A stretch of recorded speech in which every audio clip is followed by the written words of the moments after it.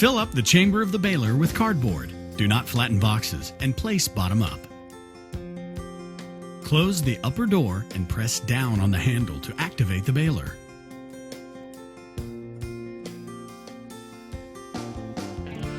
To check if the baler is full, set the 3-position valve in lock and open the door. We recommend to empty the baler when the pressing plate can't be lowered below the top of the lower door.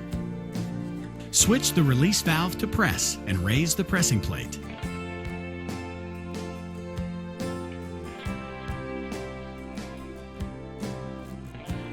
Drag the banding well past the width of the bale and cut it with the installed safety knife.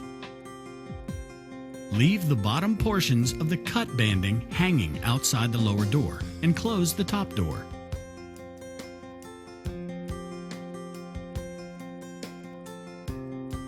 Now, pull the banding snips to tighten the banding. Leave the baler in press mode for 2 minutes.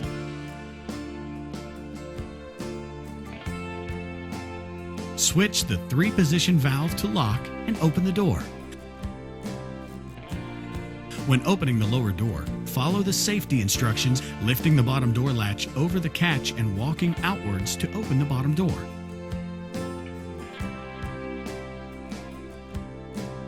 Release the banding from the banding clips.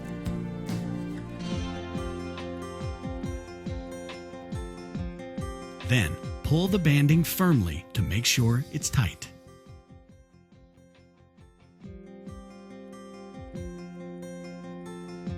Tie a knot on both of the lower banding snips.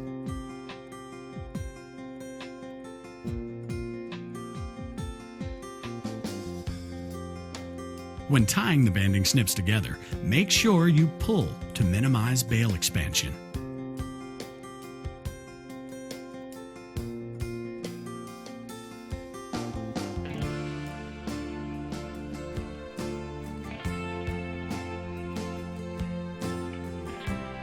Switch the 3-position valve back to release to raise the pressing plate. Pull out the finished bale and remove the bale, safely placing it onto a sack truck or similar device.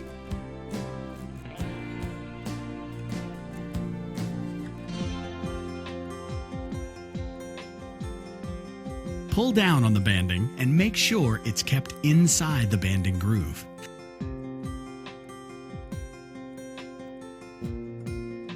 Thread through and up and over the lower door. Tightening the banding clips on the outer side of the lower door. Switch the 3-position valve to press. You are now ready to make a new bale.